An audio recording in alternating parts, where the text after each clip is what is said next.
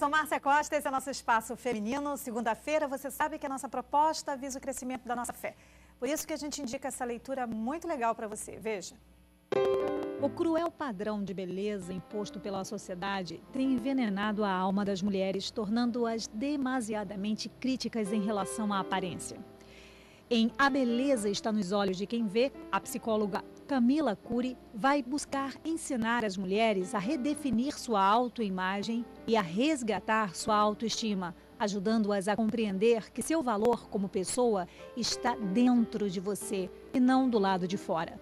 Este livro vai inspirar você a reencontrar a alegria de se olhar no espelho e a redescobrir o orgulho de ser quem você é. Boa leitura! Muito boa essa leitura. Agora a gente vai fazer aqui da palavra o nosso foco. E eu quero hoje tirar apenas um versículo, que é exatamente o versículo que será da nossa oração e que foi o versículo do quadro Felicidades, Jeremias, capítulo 29, versículo 11, para a gente meditar sobre que Deus nos conhece e tem planos maravilhosos para as nossas vidas. E nesse versículo, eu quero que você só pense numa coisa, olha só, eu fico aqui estimulando você a que leia a Bíblia diariamente.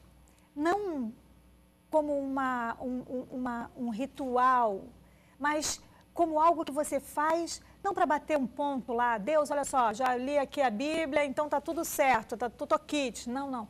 É exatamente para que você leia essa palavra como alimento, como pão que ela é, porque você sabe que ela é o próprio Deus.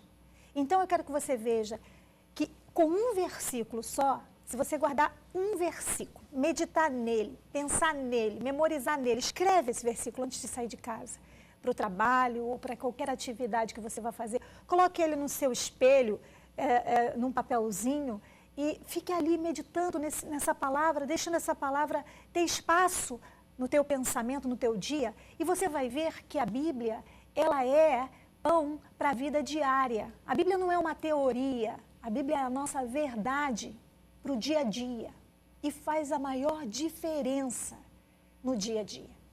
Por isso que eu quero que você veja em Jeremias, no capítulo 29, o versículo 11, Deus falando para você, e se você guardar esse versículo, você vai ver só ele, vamos supor, só ele. Se você decidir aí, eu quero meditar em um versículo, que seja esse. Nesse você vai ver comigo, em 2 momentos esse texto traz para a gente um alimento maravilhoso. Veja bem, diz o Senhor para a gente, porque sou eu que conheço os planos que tenho para vocês, diz o Senhor. Planos de fazê-los prosperar e não de causar dano. Planos de dar a vocês esperança e um futuro.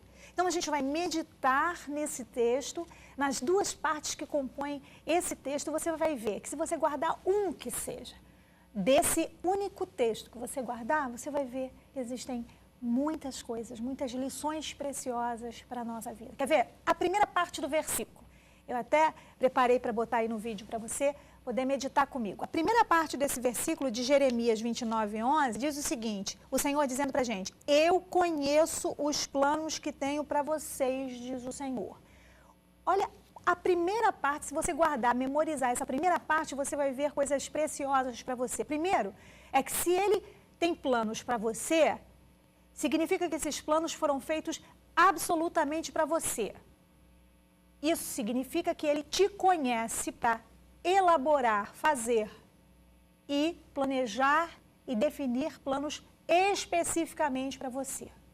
Olha como é que Deus é Deus do indivíduo. Olha como é que Deus é aquele que te conhece. Ele sabe quem você é e do que você precisa.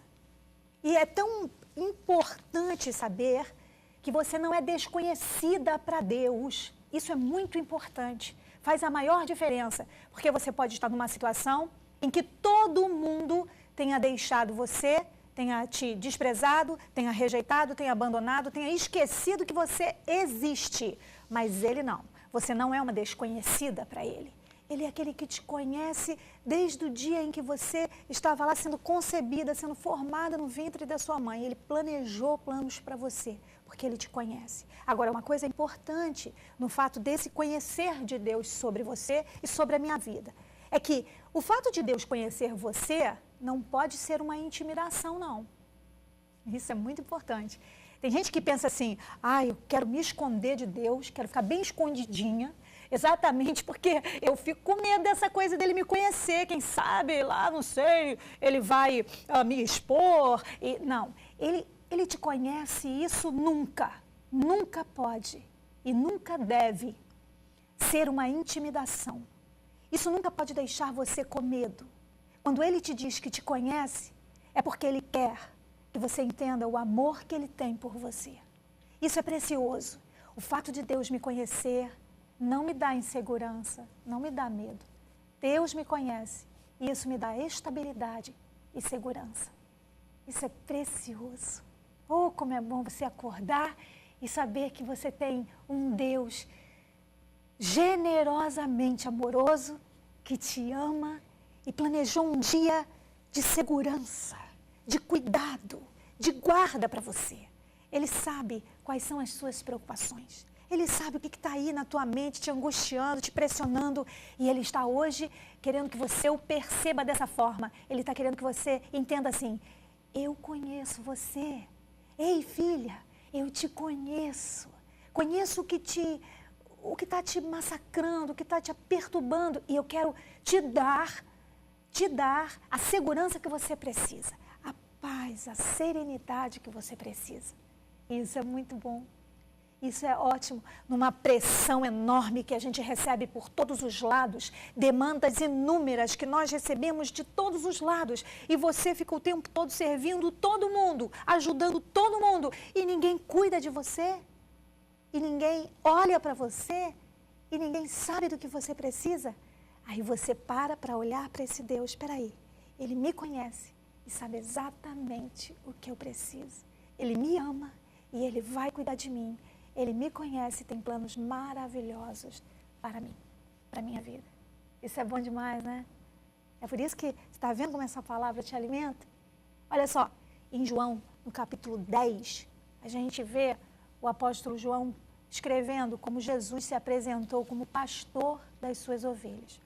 Em João, no capítulo 10, o versículo de 11 a 14, Jesus se apresentando como o pastor das ovelhas, ele diz assim, eu sou o bom pastor. Tem gente que acha que Deus está o tempo todo nos achando péssimos, frustrado o tempo todo com a gente. Não acertou nenhuma, olha lá, já sabia que não ia dar certo, sabia que ia errar. Tem gente que acha que Deus está o tempo todo se colocando de forma punitiva. Isso é uma mentira. Olha Jesus se apresentando, eu sou o bom pastor. Eu não sou aquele que dá cacetada em ninguém, não. Eu sou o bom pastor. No Salmo 23, quando a gente ouve Davi falando de Deus como bom pastor, fala que ele tem 2 instrumentos, a vara e o cajado. Nenhum dos dois serve para bater nas ovelhas. Pastor que é pastor, não entra com atitude punitiva sobre as ovelhas. Pastor, de verdade, é aquele bom pastor e usa a sua vara e o seu cajado como instrumentos de orientação e instrumentos de proteção. Coisa boa, né? Olha só que verdade de Deus. Você aí se aproxima de um Deus te dizendo o seguinte, eu sou um bom pastor.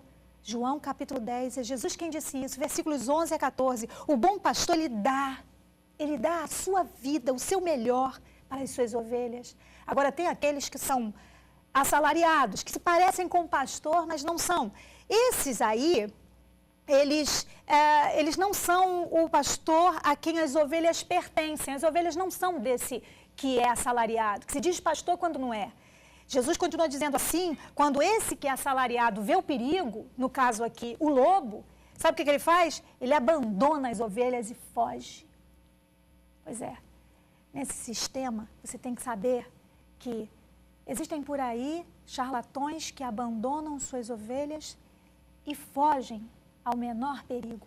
Mas o nosso pastor, o seu pastor, que é Jesus, ele não abandona você no perigo. Ele não te deixa só. Você pode dizer assim, mas Márcia, eu estou me sentindo tão só. Você não tem que se sentir só. Os seus sentimentos são enganosos. Você tem que crer que você não está só. Porque ele, o seu pastor, não te abandona no momento do perigo. Ele que disse isso. Ele não foge porque ele se importa com você. Ele não foge porque ele deu a sua vida por você. E ele diz o seguinte: eu sou o bom pastor, conheço as minhas ovelhas e elas me conhecem. Olha, ele te conhece. E Paulo, quando escreve a Timóteo, na segunda carta que ele escreve a Timóteo, no capítulo 2, versículo 19, ele diz o seguinte, que existe um firme fundamento de Deus que permanece assim, inabalável, que não tem jeito de mudar. Sabe qual é? Ele dizendo assim: o Senhor conhece quem lhe pertence. Coisa boa, né? Coisa boa que o fato de pertencermos a Ele foi escolha dEle. Ele nos amou primeiro. Muitas vezes caímos no equívoco que, assim, Ele me conhece, mas se eu fizer tudo certo. Ele me conhece pelos meus méritos. Ele me conhece porque eu sou tudo de bom.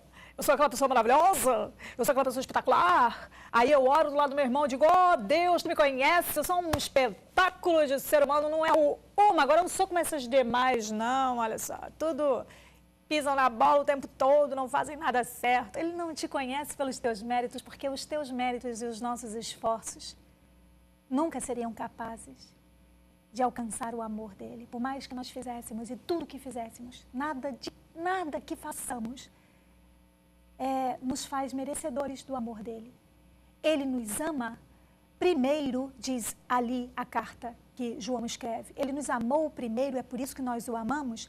E os méritos são todos de Jesus quando morreu, ressuscitou. E ele é que nos transportou de toda uma escuridão. Lembra de Colossenses capítulo 1, versículo 13? Foi ele que nos transportou, não foi você nem eu que se transportou sozinho para um lugar onde agrada a Deus. Não, foi ele que nos tirou das trevas para o reino do seu Filho. Foi ele que pagou o preço e o preço da sua própria vida para nos dar vida. Os méritos somos conhecidos pelo que Jesus fez, não pelo que nós fazemos. Isso é bom demais. Sabe por quê? Porque deixa todo mundo no lugar onde Ele é o Senhor e nós somos filhos. E Paulo dizendo o seguinte, que pela graça nós somos salvos, isso não vem de nós, é dom de Deus, e tudo isso é para que ninguém se glorie, para que ninguém se ache melhor que ninguém, porque é o único que merece toda a honra, toda a glória, todos os aplausos e todo o louvor. E fez tudo para que nós sejamos conhecidos de Deus como filhos, foi Jesus. Você não precisa ficar aí pensando o seguinte: mas Márcia, eu fiz tudo de errado até hoje. Acertei uma e errei o alvo. E por isso, será que eu sou conhecida como a pior diante de Deus? Não. Você é conhecida como a filha que Ele muito ama e que Ele não desiste, não abre mão de você. Não é pelo que você faz, é pela natureza dele na sua vida que te torna conhecida dele. Você, João, capítulo 1, versículo 13, é nascida de Deus. Isso é que faz você conhecida. Ele te conhece porque você pertence a ele, por meio que Jesus fez por você. Isso é bom, né? Então quer dizer que eu posso me apegar nesse amor, que esse amor é que me faz conhecida dele? É isso aí. É bom demais isso, né? Nos livra de todos os esforços, de todo tipo de penitência que você queira pagar, de todo tipo de algo que você queira alcançar para ver se chama a atenção de Deus pelos teus méritos. Não precisa de nada disso. O único movimento que a gente precisa fazer é de estar sendo cada vez mais encontrada nele. O único movimento que a gente precisa fazer é de estar tomando posse de toda essa bem-aventurança que significa se conhecer de Deus.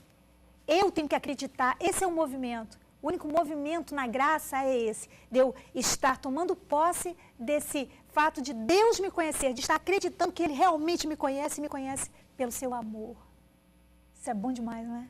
Agora, seguindo aí a segunda parte de Jeremias, no capítulo 29, versículo 11, na parte B do versículo, a gente vê os planos. Deus falando de planos, que Ele tem planos, que Ele conhece a gente, que tem planos, mas que planos são esses?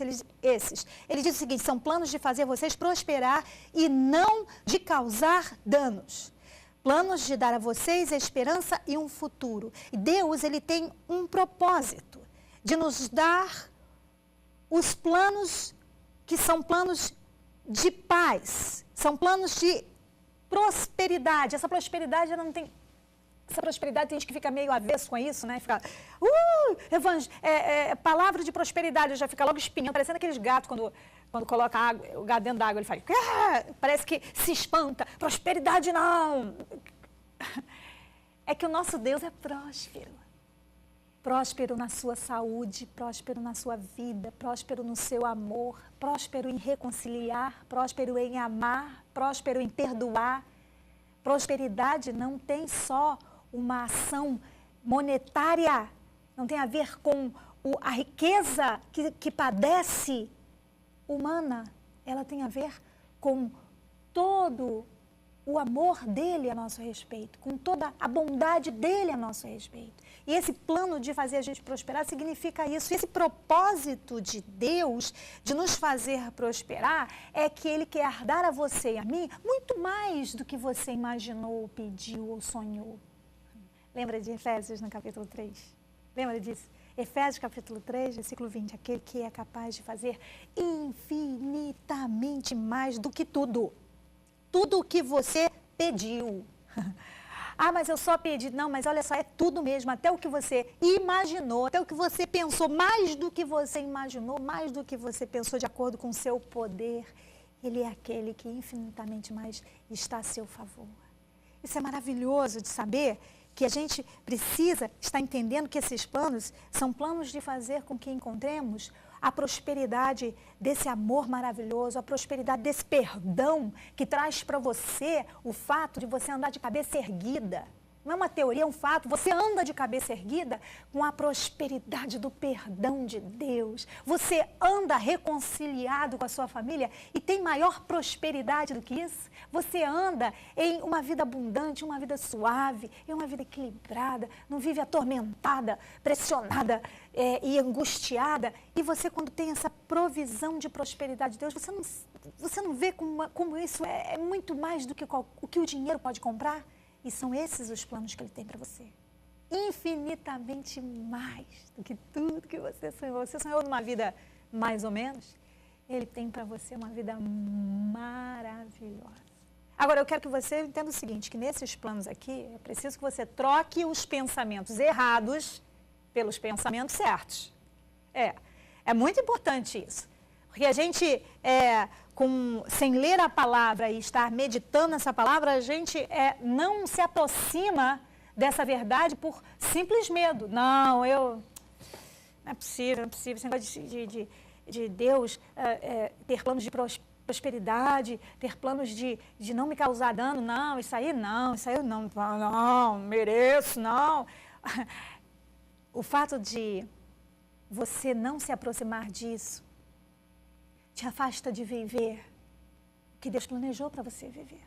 E Ele está te chamando, Ele está te convocando a se aproximar da verdade dEle, que é essa para você. Então, troque esse pensamento errado de que se você, eu não fiz por onde, portanto eu não mereço. Pois é, nós já disse isso para você. Largue esse pensamento errado de que é pelos seus méritos. O mérito já foi de Jesus. Isso coloca ele no lugar de controle, isso coloca ele no lugar de honra e nós no lugar de filhos e no lugar de abençoados pelo que ele fez. Então troque o pensamento errado pelo pensamento certo. Eu vou desfrutar do que Jesus tem para me dar. Já pensou? Você é mãe e tem o melhor para dar para o seu filho. Aí você chega, filho, está aqui, eu te dou. Aí o filho vai dizer, não, mãe, mas eu não mereço. Mas, filho, eu quero te dar, é decisão minha. Eu fui lá, eu comprei, eu paguei o preço, está aqui, é para você. E você diz, não, mãe, não quero, não mereço. E aí você precisa tomar a decisão hoje. Eu vou trocar esses pensamentos errados, pensamentos mentirosos, de que eu tenho que pagar. Não, Jesus é quem pagou. Foi Ele quem pagou. E eu posso me apropriar disso, eu posso me apropriar do que Ele conquistou para que eu viva melhor. E aí, você lembra da história de Abraão no capítulo 4 de Romanos? ali do versículo 17 a 21, Abraão recebe de Deus o seguinte: olha, eu constituí você pai de muitas nações. E na época, Abraão, ele tinha 100 anos e Sara já estava também quase na idade do marido. E eles já eram velhos. Como é que ele podia ser pai? Deus tinha um futuro próspero para Abraão. Sabe o que Abraão viu? Não, ele não ficou naquela, eu não mereço, peraí, eu não mereço. Não, ele tomou posse, ele trocou os pensamentos errados. Ou seja, já sou velho demais, não vai dar certo. Minha esposa também é velha demais. Não, ele trocou esses pensamentos errados e a Bíblia diz que ele contra a esperança, que era a esperança do mundo. Tomara, será? Ele creu contra essa esperança e com esperança, a esperança elpis, que é a esperança do Pai, que é outro tipo de esperança, que é aquela convicção que vai acontecer. O que aconteceu? A Bíblia diz que ele, em fé, não se deixou enfraquecer, mas reconheceu. Tudo bem, o meu corpo eu reconheço, está sem vitalidade, mas eu sei que o meu Deus é aquele que traz à existência aquilo que não existe. Você viu? Abraão trocou o pensamento errado.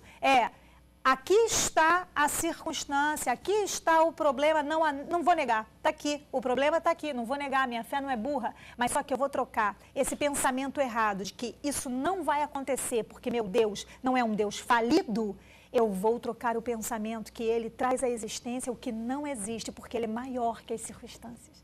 Você percebe que é importante que você troque esses pensamentos errados pelos certos, que são os pensamentos de Deus para você, são os planos de Deus para você. Tome posse desses pensamentos, aproprie-se, porque são seus. Decida hoje, quem vai decidir trocar qualquer pensamento de morte por pensamentos de vida, por pensamentos de paz, por pensamentos de que Deus pode e vai te ajudar. Quem vai fazer isso é você. Você é que vai decidir e se apropriar do que tem direito. Essa decisão é sua, porque já está diante de você o melhor.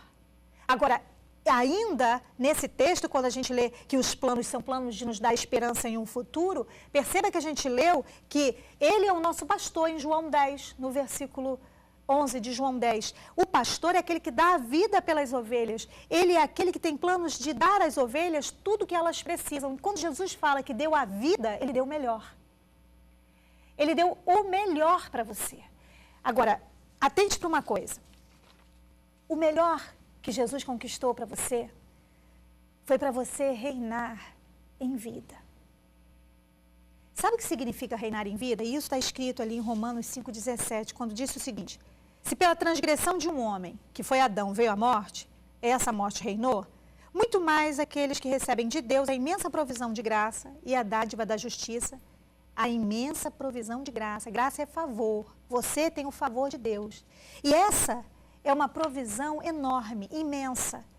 Essas pessoas que receberam essa graça, você, eu que recebemos essa graça, podemos reinar em vida. Sabe o que significa reinar em vida? Imagine, reinar é algo que você vai estar acima, né? Você está reinando. Quem reina está sempre acima de um governo ali, sobre as pessoas e tal, não é isso? Pois é. Aí você imagina, reinar em vida, o que Jesus quis dizer? Que eu com ele e pelo que ele me deu, eu vou reinar em vida. Significa que eu vou ter autoridade diante das circunstâncias.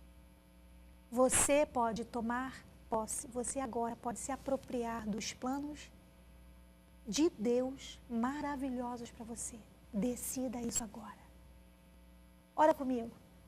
O texto está aí no seu vídeo. Essa palavra não é para a sua emoção. É para o seu espírito. O Senhor te diz, sou eu que estou fazendo tudo que você precisa. Ele já planejou tudo. E o plano dele é cuidar de você. Ele não vai te abandonar, porque o plano dele é dar a você um futuro que você deseja. E eu te agradeço, Pai, porque a minha amiga, ela se apropria, porque ela sabe que é um favor que ela não merece, mas é favor teu, é dádiva, é presente teu, então ela se apropria. Tu és que está nos dando esse presente de viver uma vida de bênção. Há futuro de paz para as nossas vidas e nós vamos tomar posse disso agora. Nós vamos trocar todo o pensamento mentiroso que quis invadir a nossa mente, as nossas emoções, por pensamentos que são os teus pensamentos. são firmes, pensamentos de cuidado, pensamentos de cura, pensamentos de proteção, pensamentos de guarda e segurança, estabilidade. Porque são os teus planos para a gente. Nós vamos nos apropriar deles agora, em nome de Jesus.